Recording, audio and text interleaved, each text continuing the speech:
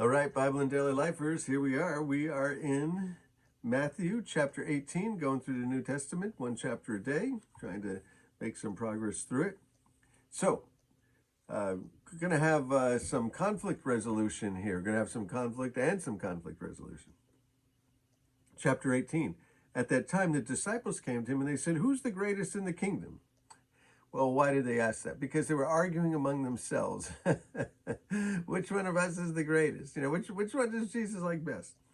And he called a child, and he put the child in the midst of them. And he said, "Truly I say to you, unless you turn and become like children, you'll never enter into the kingdom of heaven. Whoever humbles himself like this child is the greatest in the kingdom of heaven." Something about humility that's important. And here they are looking for position, looking for rank, looking for Jesus to say something good about them. He said, "Whoever receives such a child receives me. But whoever causes one of these little children who believe in me to sin, it would be better to have him had a great millstone fastened around his neck and be drowned in the depths of the sea." Wow. Well, if you don't know what a millstone is, it's a big, huge rock that they turn, and animals turn it, and they take grain and they grind the grain with it. Now, these things are very, very heavy. And so Jesus is saying, if you're going to stumble children, it's better for you to have that rock tied around your neck and be thrown into the sea.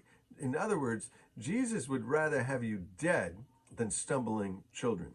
And so we're living in an age where abuse towards children is rampant. It's everywhere. It's unbelievable what's going on. And Jesus does not like it. It is very, very severe. But he's telling his disciples, now they didn't ask for that part. They wanted to know who was the greatest. And Jesus said, become like a child, become humble. Well, verse 7, he said, "Woe to the world for temptations to sin." It's necessary that temptations would come. The temptations test us. They let us know where we are and what we're made out of. There's a proverb that says, "He who falters in the day of trouble, how small is his strength." That scripture really bothers me because I find myself faltering in day of trouble, and it says I have small strength. So, the temptations really sift us so that we can see who we are. And so Jesus said, if your hand or your foot causes you to sin, cut it off and throw it away. It'd be better for you to enter life crippled or lame than have 2 hands or 2 feet and be thrown into eternal fire. If your eye causes you to sin, then tear it out and throw it away. It will be better for you to enter life with 1 eye than 2 eyes be thrown into the fire of hell. Well, that's pretty severe. Is he talking literally? Probably not. Every once in a while you hear somebody who severs their limbs or pokes out their eyes because of this and says, "I don't want to see anything."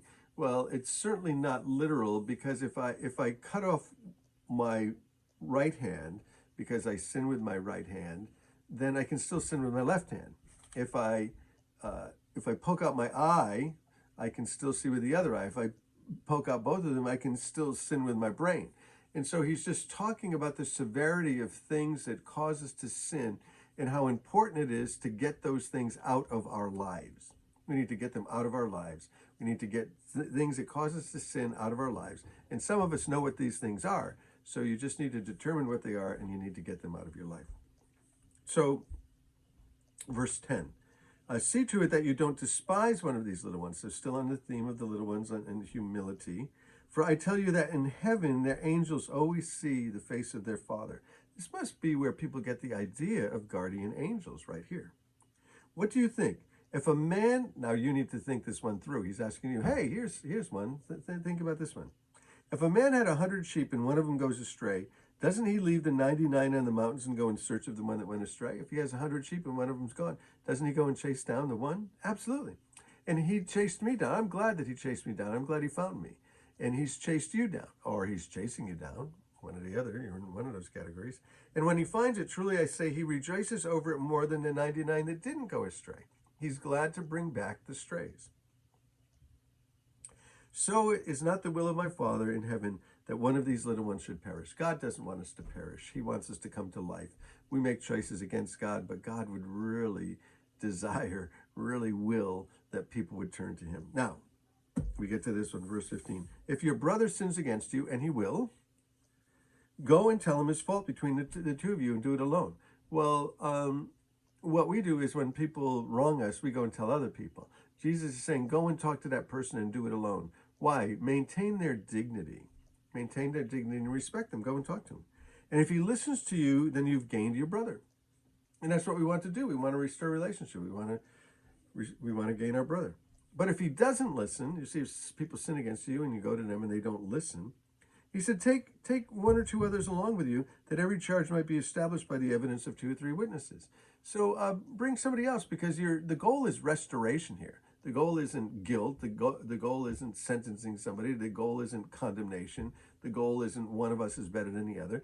The goal is reconciliation, that relationships would be restored. You only have so many relationships in your life, and the older you get, the fewer you'll have. So make sure that you keep them all and work on the ones that are broken. If he refuses to listen, tell it to the church.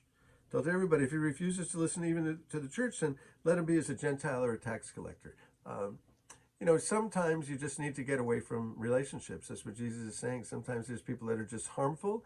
There's people that are toxic. And there's no way that you're going to be able to be around them. And you certainly don't want to introduce them to other people so they can do the same thing to them that they've done to you. Pretty serious. Jesus said, truly I say to you, whatever you bind on earth will be bound in heaven. Whatever you loose on earth will be loosed in heaven. We talked about this previous chapter. And again, I say to you, if 2 of you agree on earth about anything they ask, it will be done for them by my Father who's in heaven. Now he tells a parable. Peter came up to him, and because this made sense to Peter, because probably somebody had offended him.